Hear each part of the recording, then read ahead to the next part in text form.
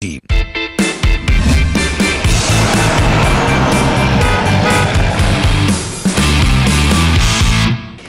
housing market has always been one of the most keenly watched and debated topics in real estate. Everything about Mumbai is different. Affordability is a huge challenge, prices are sticky and refuse to budge, and the stark divide between the rich and the not so rich is the most obvious in this maximum city, with swanky high-rises juxtaposed with sprawling slums. So when one of the industry participants declares that there are a few factors which can radically alter Mumbai's real estate, we are forced to look closer at what's cooking. On The Real Deal today, we examine numbers and data, then put it in the context of the stress amongst NBFCs, the new DCR rules, to stitch together an outlook for Mumbai's residential real estate. So let's begin with the headline finding from the data culled out exclusively for CNBC TV18 by the research firm Lysos for us. MMR, which of course consists of Mumbai Metropolitan Region, Navi Mumbai and Thane together, has finally pipped NCR to become India's top residential market, both in sales and new launches. Now look here, as a percentage of top 7 cities, home sales in MMR in 2015 were 22% behind NCR, but by 2018 they've exceeded NCR by far at 29%. If you look at the supply or new supply, is the same headline. MMR now commands the highest share of new launches at 28% amongst the top 7 cities compared to only 15% in the Delhi region. What's interesting, this dramatic shift has happened in the last 1.5 years. Now between 2015 and 17, there was just a small jump in new supply, but the big jump has come in the last 1.5 years, which we show you here on the charts. Let's take a look at what price points is this new supply coming in at. The most substantial jump is this 454% for units between price bracket of 50 to 75 lakh rupees. Developers are clearly recalibrating their portfolios to more affordable homes. Surprisingly though, the under 50 lakh homes have only moved from 10,000 to about 11,800, which is a 16% sort of jump. Not substantial at all, looking at the government's push for affordable or truly affordable homes. But all the good news gets overpowered by that one big figure which is going to come up on your screen. Look at this data. September 2018, this region was sitting on 2.7 lakh units of unsold inventory. This has gone up from 1.6 lakh units in 2015. This is a pile-up of units as the sales have simply not kept pace.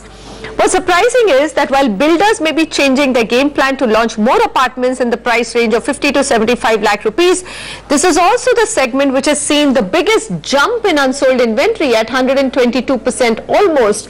In fact, the rest of the segments have also seen a 50 to 55% jump, which begs the question, are developers getting too exuberant about this mid to affordable market segment? Are there enough takers? When it comes to pricing, we talked about Mumbai market. Irrespective of what the inventory pile-up is, this market has shown an absolute flat trend, except for units priced at above 16,000 rupees per square feet, where there was a slight dip around 2017, but that also is now a very flat line. Forget cheaper prices. What buyers are getting now is smaller sizes of units in the same budgets. Average apartment sizes in Mumbai across all price points has actually shrunk by 17% in the last 3 years. But sales slowing down has been with a lot of fallouts. There are several names amongst builders which have gone into distress. Those are on your screen. These are the guys who are grappling with incomplete and delayed projects. They're scrambling for new funding and also looking for joint ventures to stay afloat. The fear is how many more are likely to get into this bracket with the liquidity crunch and loan advances slowing down over the last 3 months, which according to one of the key market participants has affected Mumbai builders the most. Let's find out the answers. We've got Niranjan Hiranandani, co-founder and MD Hiranandani Group, Sharad Mittal, CEO Motilal Oswal Real Estate, Amber Maheshwari, CEO and PE, India Bulls AMC, Gulam Zia, Executive Director, Knight Frank India, joining us on The Real Deal today. Mr. Hiranandani, my first question is, you have almost 3 lakh unsold units, accounting for about 35% of unsold housing stock of India's top 7 cities. Yet, this is a market which has not only held its ground in new launches and sales, has actually pipped NCR to become #1.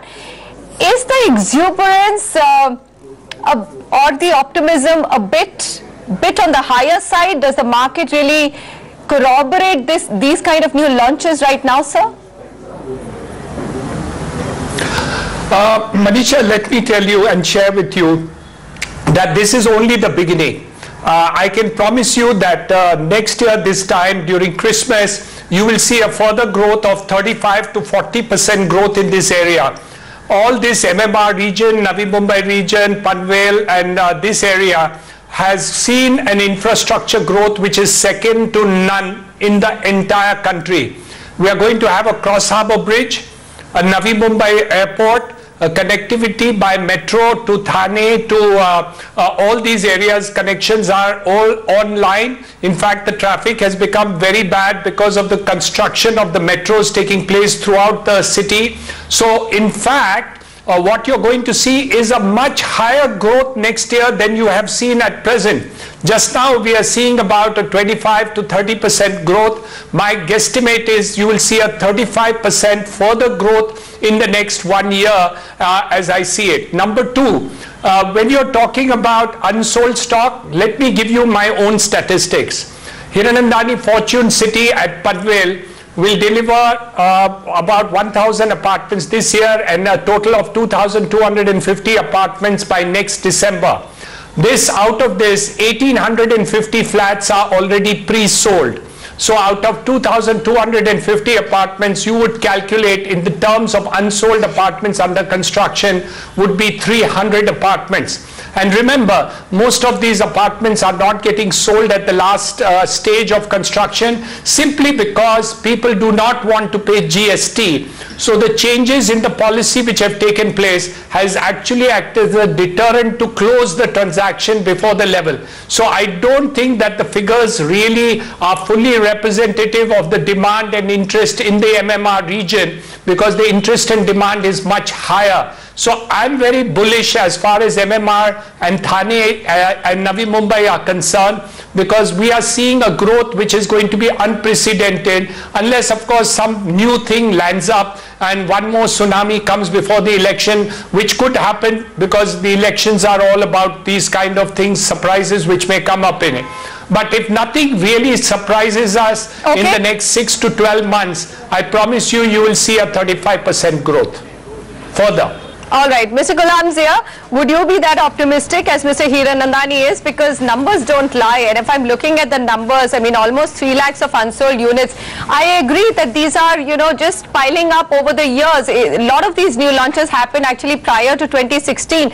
And what's surprising is that 50 to 75 lakh, which emerges as a sweet spot for Mumbai market and new launches, you have a huge amount, almost 1 lakh units, unsold even in that. I mean 51 in 50 to 75 lakh and about 1 lakh in 75 to 3 crore bracket. So why should I not worry about this market? Well, even I would love to share the exuberance, the optimism that Mr. Hiranandani was talking about. However, to be realistic, to be slightly more realistic, let's also look at what last 2-3 years had for Mumbai. First of all, you know, we had this whole logjam because of some regulatory issues, the dumping ground issues. High Court had put up a restriction on new development, new launches, number 1. Number 2, also alongside the regulator came in. So most of these developers for last 2 years were trying to put their house in order. So if you look at the launches, at least last year I saw less than some 25-30,000 launches in the whole year. Previous year we had some 35 to 40,000 launches in the whole year in the same MMR region. Now this year in 2018, where we are sitting in the first half yearly, we've already seen about 35 to 40,000 launches at the end of June. So what we're talking about is perhaps we will have a huge launch in the current year, but this has to be seen in the perspective. Last 3 years we had seen hardly any launches, whereas the sales have been going on. I would say even on an average 50 to 70,000 sales are happening in India, in Mumbai every year after year. So what we are looking at this, first of all, this launch, sudden upsurge of the launches is only to look at the pent-up demand of last 2-3 years when no construction was happening. Now that put in perspective, I am also not unduly worried about this 3 lakh of units, even if it is 3 lakh that you're talking about, because under normal circumstances Mumbai absorbs 70 to 80,000 units in any case in a year. So this 300,000 units is not even going to last you for 4 years or thereabouts. The only problem is, assuming what you're talking about is a lakh of a unit coming up in that 50 lakh wala bracket, that is where we may go wrong. Like for example, a couple of years back, everybody was trying to do super luxury apartments. Soon they realized that not everybody wants to buy a super luxury apartment, so they came into mid to end or lower end of the market. But now everybody is going in the lower end of the market. So once again, it's actually absolute the herd mentality. Wherever we see some action, all of us want to get on to that bandwagon. That is where we may go around. We may go wrong, but even that, over a period of time in next couple of years, maybe 3 to 4 years, even if there is some upsurge which is not justifying the demand, will also be absorbed. So at least while I don't agree to Mr. Hinandani's exuberance, I would still feel that to be realistic, the situation is not as grim as most of us would want to believe. Okay, all right. Situation is not as grim, maybe not that exuberant, but not that grim either. Amba Maheshwari, of the total loans given to real estate developers for the top 7 cities of India put together, Mumbai actually accounts for 40%. That's PropStack data. Also now we know that the merry-go-round between lenders has virtually stopped in real estate. There are liquidity pressures. Now, we did flash a list of developers who we already know are stressed. Do you believe that Mumbai developers are going to ride out this tough period, or do you believe that we're going to see many more names added to that list? So, look, I agree that there is the largest amount of debt of the total pile belongs to Mumbai, and there is logic for that because, you know, Mumbai real estate is the most expensive real estate in the country, whether it is residential or commercial, whatever else. And if you look at the numbers, you know, even value-wise, pretty much 30 to 40% of the total real estate stock in the country would be on account of Mumbai. So it doesn't worry me that the largest chunk of the total loans to real estate belongs to Mumbai. Having said that, if you look at this, you know, as you said, the merry-go-round in terms of lenders and so forth, one of the biggest things that people forget is real estate loans are asset-backed. They are mortgage, you know, loans and so forth. Even wholesale, not just the retail home loans, even wholesale loans are asset-backed loans. And real estate assets are imminently monetizable at a certain amount of value. You know, typically these loans range from a loan to value of between 1.5 to 2 times, and it will be very easy for the lenders to monetize them over a period of time. Depends upon how conducive the entire regulatory environment is going forward as well. You know, with a little bit of a time lag, I'm not really worried about the loans to real estate in this particular city, given, you know, as we've talked about the sales velocity, as we've talked about, you know, commercial office doing very, very well. A large part of this loan is also towards commercial real estate, which the counterparty is not really a developer. The counterparty in this case is a tenant, which, you know, is not in that much of an issue as compared to a developer. On the residential side as well, because of the sales velocity, the market's doing pretty well. You know, whether it is Thane, Navi Mumbai or peripherals of this particular city, I'm not overtly worried. There is a problem, there is an issue, we all acknowledge that, it's pretty much public knowledge, but is it going to be a showstopper for Mumbai real estate? I don't think so. Sharad Mittal, would you agree with Ambar Maheshwari that, look, there is a problem, but the crisis will get or will be blown away because of the sales velocity that you see in Mumbai market? I'm just looking at the data, and prices have been very flat, but if I look at especially the high segment or high price segment, which is above 3 crores, there are 20,500 units still unsold. You have a stock market which is now dampened in spirit. People aren't making the money that they were earlier. This is the big demand suppressant for expensive apartments in Mumbai. Do you feel that probably, if nothing else, the top layer of Mumbai market will see a bit of price softening? Okay, so first of all, I will partly agree with Amber, especially on the commercial side. I think commercial market has been doing well over a period of last 4 or 5 years, and your exposure when you do LRDs are to the tenants and not to the developers. My thought is that towards the Mumbai real estate, you don't have any quick solution. You'll have to give time to this thing, and the way the things have unfolded over a period of last couple of years, real estate has faced 4 large regulatory changes. So demonetization, GST, RERA, and now we have seen NBFC. Mumbai has seen 2 more. We had dumping yard issue, because of which the new supply was strangled, and all of it is jumped up and come together now. And the other thing that we have seen is the DCR overhang. People were waiting to come out with new projects. Now there is clarity around that. I think there are pockets in Bombay which worries me, especially the segment that you are referring to. If I look at especially the central Bombay and the south Bombay, there will be close to 7,500 homes, all of them in upward of approximately 10 odd crore rupees, having a sale of around 200 apartments per annum. I think that segment is something which will require a solution and would go through a pain. But I'm not so worried about the segment of between 50 lakhs to 1 crore rupees. In fact, up to 2 crore rupees, we see a fair bit of demand coming along. There is a confidence crisis overall towards the sector, which has got added by the NBFC, whatever we are seeing. I think if we give it time, there is a lot of pent-up demand in Bombay. The worrying part is the segment that you are referring to.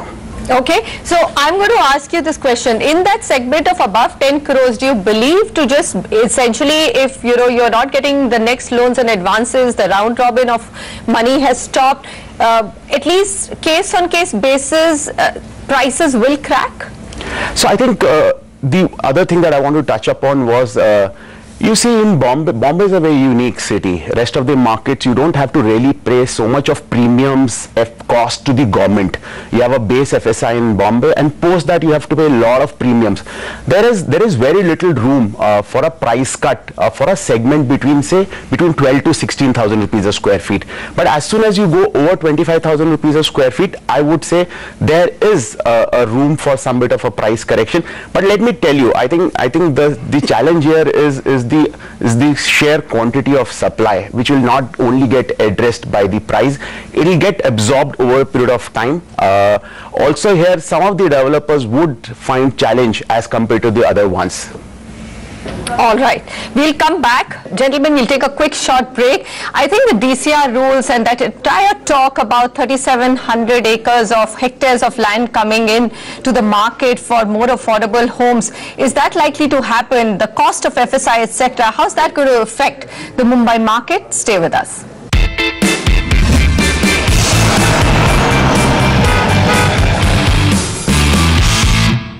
Today on The Real Deal, the spotlight is on Mumbai region's housing market and what the crystal ball holds. And the larger question we now are going to touch upon, can Mumbai bring in the stock of right-priced homes, the truly affordable homes? Industry experts believe the provisions in the new DCR 2034 will reduce the project cost to the reduction in the premium FSI and fungible area. 3,700 acres of no development zone land also will now be available for development. Mr. Hiranandani, my question is 30 square meter housing in the range of 60 lakhs to 75 lakh rupees. Is that possible? The answer is no, because the cost of FSI, which you said, even after you take the reduced value and the other charges which are levied by the corporation and the state government for additional FSI, is horrendous even after the reduction which is there. So I don't think that you're going to get a lower price segment in this section, except for the small percentage of economically weaker section for larger project areas that is coming up, and also the no development zone that is being corrected. So 85% of the areas will not be able to cater for that, but we are hopeful that about 10 to 15% of the area will cater into this segment of smaller size and smaller price apartments, because they are cross-subsidized under the DC rules. So that little flavor is there, okay, but I think it is inadequate to bring down the prices in this segment. any meaningful way. But Maheshwari, is that how PE firms are looking at it? Because my question would be, if you can actually foresee a reasonable amount of stock coming in that price bracket of 60 lakhs to 75 lakhs, then both the Thane and the Navi Mumbai markets have to relook at the amount of new supply which will come into this price range. Oh yes, I think Dr. Hiranandani is absolutely right. But my point is that 10 to 15% in my view might be slightly more than 10 to 15%. But that itself is just too high a number. Is a high enough number for bringing rational to this particular marketplace and so forth. In any case, now the paradigm has changed drastically. What we're seeing is the new normal. Whether you look at from the PMA benefit or whether you look at from the tax benefit perspective, the 50 lakh rupee or thereabouts is what makes sense. It is where the demand is, and we are very actively pursuing opportunities in that particular segment.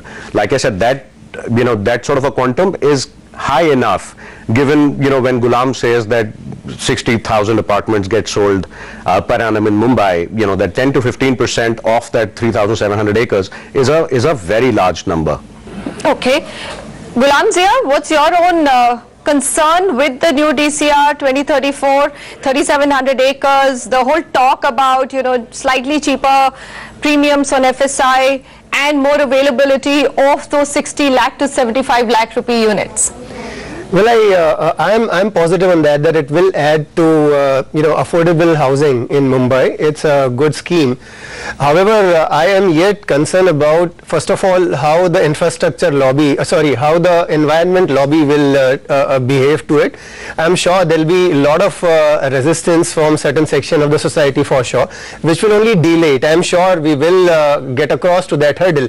But then the problem next, as you're talking about, is also true, that if so much of supply is coming in that range with government interventions and affordability kicking in, and these will be in strategic locations within the city itself, then what will happen to those markets where in any case we are looking at such a huge splurge of 50 to 100,000 lakh rupees wala jo market is actually getting oversupplied already. So that will be competing, whatever supplies we're talking about will be competing with the extended suburbs of Mumbai, whether it is Vasai Virar or Thane, Panvel or all that area, will find a tough competition from this segment. So if I look at the discussion that we had before our break and overlap with this, if this much of supply is coming in, then that supply will have a huge trouble to find buyers, because obviously first priority will be these locations, which will be strategically better placed than the far off suburbs of Mumbai.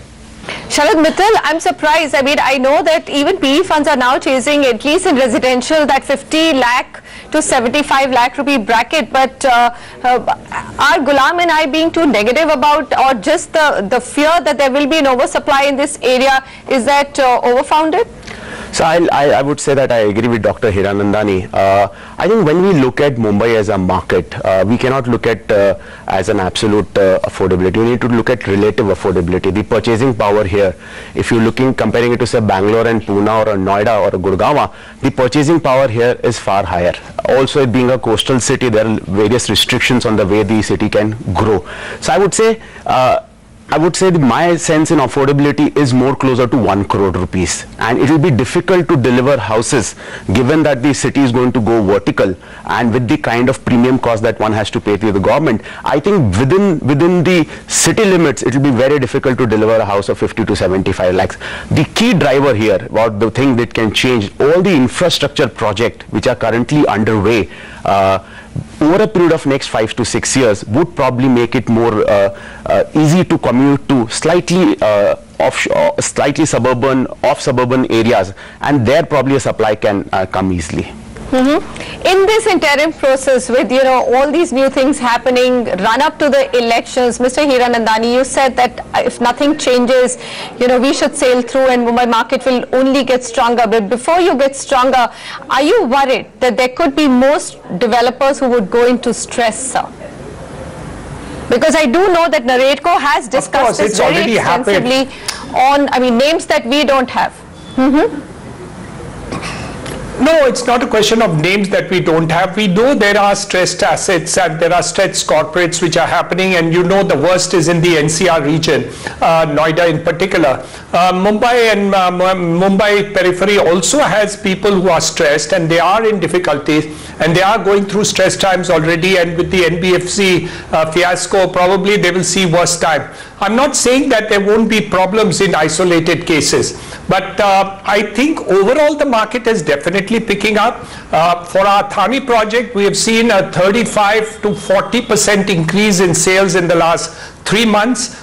It's extremely bullish, especially for completed projects. We have, I mean, the kind of rush and pull is quite high.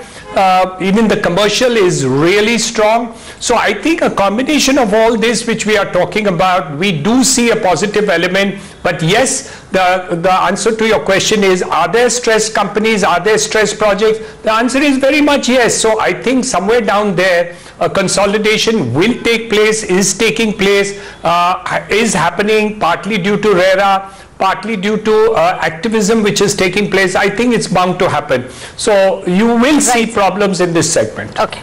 I can only hope, Mr. Hiranandani, that they remain isolated cases, because really this market has seen the worst behind it. We don't want another big knock and shock for India's housing market. So Niranjan Hiranandani, Sharad Mittal and Abbar Maheshwari, Gulam Zia, gentlemen, thank you very much for joining me. I hope we ride this short-term liquidity crunch without any big knockbacks or shocks, and whatever land is coming from the no development zone along with the infrastructure development gives that city the much required affordable housing that it needs. Thank you very much for joining me on The Real Deal.